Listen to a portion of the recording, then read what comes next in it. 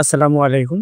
বাংলাদেশ বিশ্ববিদ্যালয় মঞ্জুরি কমিশন থেকে সম্পূর্ণ নতুন আরও একটি নিয়োগ বিজ্ঞপ্তি প্রকাশিত হয়েছে, যেখানে ৯ থেকে ২০তম গ্রেডে বেতন প্রদান করা হবে। পদের সংখ্যা হচ্ছে ৩৮। আবেদনকারীর বয়স সর্বোচ্চ ৩২ বছরের মধ্যে হতে হবে। এখানে কিন্তু বাংলাদেশের সকল জেলা থেকে নারী এবং পুরুষ উভয়ে আবেদন করতে পারবেন। প্রথমে যে পদ সেটা হচ্ছে সহকারী সচিব বা সহকারী পরিচালক। ১৫ জন নিয়োগ দেওয়া হবে এই পদে।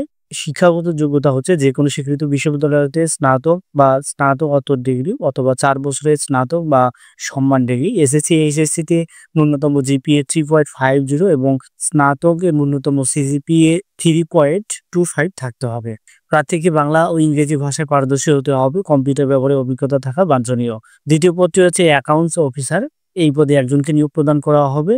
স্বীকৃত কোনো বিশ্ববিদ্যালয় হতে বাণিজ্যে স্নাতক বা সম্মান সহ স্নাতকোত্তর ডিগ্রি অথবা ৪ বছরের বাণিজ্য স্নাতক সম্মান ডিগ্রি থাকতে হবে। এসএসসি, এইচএসসিতে ন্যূনতম সিজিপিএ 3.50 এবং স্নাতক এর ন্যূনতম সিজিপিএ 3.25 থাকতে হবে। ৩ নম্বর পদটি হচ্ছে বাজেট অফিসার। এই পদে একজনকে নিয়োগ দেওয়া হবে। শিক্ষাগত যোগ্যতা হচ্ছে ১ এবং ২ নম্বর পদের মতোই সেম। ৪ নম্বর পদটি হচ্ছে অডিট অফিসার। এই পদে একজনকে নিয়োগ প্রদান করা হবে। শিক্ষাগত যোগ্যতা আগের পদের মতোই। ৫ নম্বরটি হচ্ছে সহকারী প্রকৌশলী। এই পদে একজনকে নিয়োগ দেওয়া হবে। শিক্ষাগত যোগ্যতা হচ্ছে স্বীকৃত কোনো বিশ্ববিদ্যালয় হতে BSc in civil engineering degree থাকতে হবে। এসএসসি ও এইচএসসিতে ন্যূনতম জিপিএ 4 এবং স্নাতক ও ন্যূনতম সিজিপিএ 3.2 থাকতে হবে। কম্পিউটার ব্যবহারে অভিজ্ঞতা থাকা বাঞ্ছনীয়। ৬ নম্বরটি হচ্ছে সহকারী প্রকৌশলী ইলেকট্রিক্যাল সেকশনে। এখানে একজনকে নিয়োগ প্রদান করা হবে। শিক্ষাগত যোগ্যতা হচ্ছে যেকোনো স্বীকৃত বিশ্ববিদ্যালয় হতে BSc in electrical and electronics engineering degree. SSC ও এইচএসসিতে ন্যূনতম জিপিএ 4 এবং স্নাতকের ন্যূনতম সিজিপিএ 3.25 থাকতে হবে। কম্পিউটারের ব্যবহারে অভিজ্ঞতা থাকা বাঞ্ছনীয়। ৭ নম্বরটি হচ্ছে সহকারী প্রকৌশলী মেকানিক্যাল ডিপার্টমেন্টে। এই পদে একজনকে নিয়োগ প্রদান করা হবে। শিক্ষাগত যোগ্যতা হচ্ছে BSc in mechanical engineering degree থাকতে হবে। এছাড়াও এসএসসি, এইচএসসিতে 4 এবং স্নাতকে 3.25 থাকতে হবে। এই পদের ক্ষেত্রে ওই কম্পিউটারের ব্যবহারের অভিজ্ঞতা থাকা বাঞ্ছনীয়। ৮ নম্বরটি হচ্ছে সহকারী নেটওয়ার্ক সিকিউরিটি ইঞ্জিনিয়ার। একজনকে নিয়োগ প্রদান করা হবে। শিক্ষাগত যোগ্যতা হচ্ছে যেকোনো স্বীকৃত বিশ্ববিদ্যালয় হতে কম্পিউটার সায়েন্স অ্যান্ড ইঞ্জিনিয়ারিং অথবা ইনফরমেশন টেকনোলজি অথবা electronics and computer science, information and communication engineering বা cyber security BSc engineering degree থাকতে হবে। এসএসসি ও এইচএসসিতে ন্যূনতম 4 এবং স্নাতকের ন্যূনতম 3.25 থাকতে হবে। ৯ নম্বরটা হচ্ছে অফিস সহকারী কাম কম্পিউটার টাইপিস্ট। এই পদে ৮ জনকে নিয়োগ দেওয়া হবে।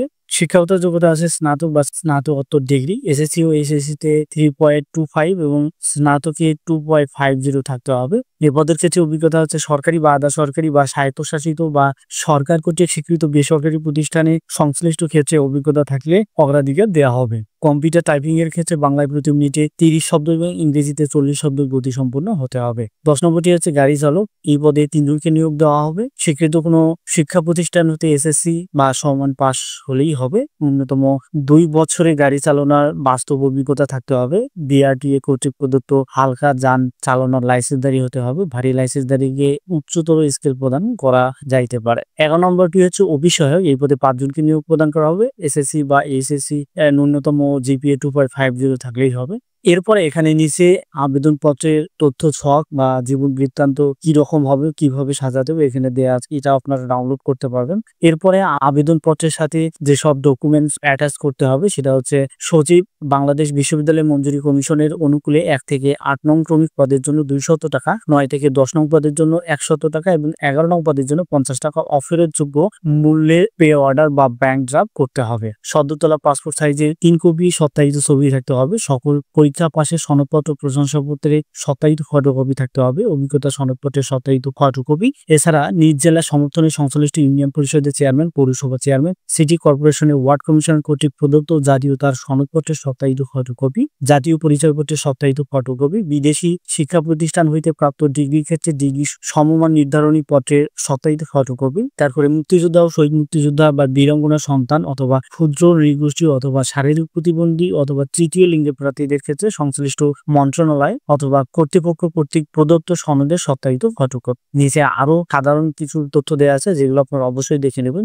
আবেদনপত্রটি আপনারা যখন করবেন তখন হচ্ছে ১১ই সেপ্টেম্বর ২০২৫ খ্রিস্টাব্দ তারিখের মধ্যে ডাকযোগে অথবা সরাসরি গিয়ে আপনার আবেদনপত্রটি জমা দিতে পারবেন। এই ছিল আজকের মতো। দেখা হবে আবারও নতুন কোনো নিয়োগ বিজ্ঞপ্তির ভিডিওতে। সেই পর্যন্ত ভালো থাকবেন, সুস্থ থাকবেন। আসসালামু আলাইকুম।